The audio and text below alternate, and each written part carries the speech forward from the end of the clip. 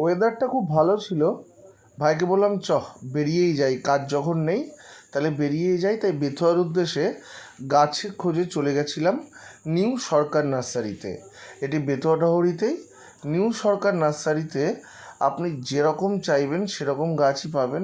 সবচেয়ে বড় বিষয়, গাছের ব্যাপারে মানুষটি খুব ভালো জানেন। আপনি যদি কিছু না জানা থাকে জেনে নিতে পারেন। এখানে প্রচুর ধরনের গাছ ছিল, সুপারি গাছ ছিল, স্থলপদ্ম চারা, প্রচুর প্রচুর রকমের গাছ। ভাইকে ক্যামেরা দিয়ে বললাম যে আমি একটু ঘুরে ঘুরে দেখি, তুই ভিডিওটা তুইই কর। সবেদা গাছ, আপনি যে কোনো ধরনের চারা, আপনি বিভিন্ন ধরনের ইনডোর প্ল্যান্টগুলো এখানে প্রচুর পরিমাণে পেয়ে যাবেন। যে কোনো ধরনের ইনডোর প্ল্যান্ট এখানে খুব অল্প দামেই আছে, এবং গাছগুলোর সবচেয়ে বড় কথা, গাছগুলোর হেলথ খুব ভালো, এবং দাদাটির ব্যবহারও ছিল অসম্ভব ভালো। আজ প্রথমবারই গেছিলাম।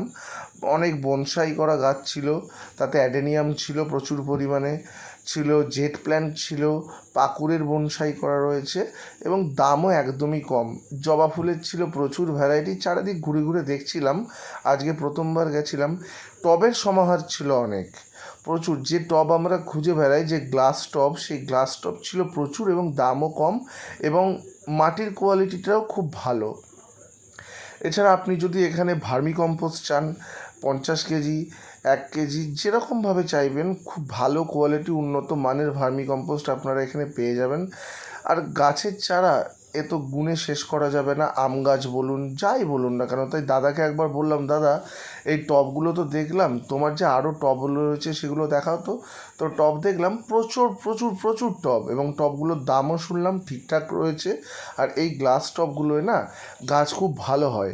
এই সিলিন্ড্রিক্যাল টবগুলোয় গাছ এই কারণেই ভালো হয়, রুট বলটার চারিদিকে খেলতে পারে। তারপর ঘুরতে ঘুরতে একটা বেদানা গাছ দেখলাম, অসাধারণ লাগছিল। ডালিম গাছটা প্রচুর ডালিমও ফলেছিল।